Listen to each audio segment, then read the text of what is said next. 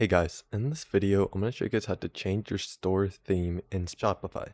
So as you can see, I'm on the Shopify homepage right now. If you want to change your store theme, it's pretty easy.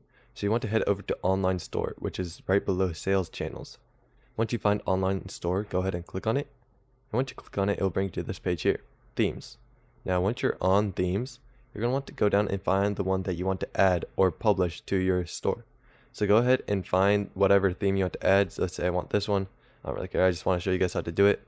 You can go to the theme store if you want to and add one from there. Or if you have one that you bought, you can add that as well. But go ahead and let it load for a bit.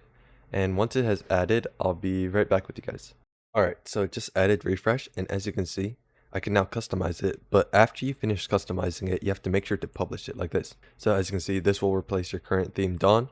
So just go ahead and click publish once you're done doing everything you need. And as you can see, it replaces the theme, and that is how you can change your theme in Shopify. So I hope this video is helpful. If it was, I'd really appreciate a like and subscribe. Leave any questions you have in the comment section below. I'll do my best to answer them, and I'll see you guys next time.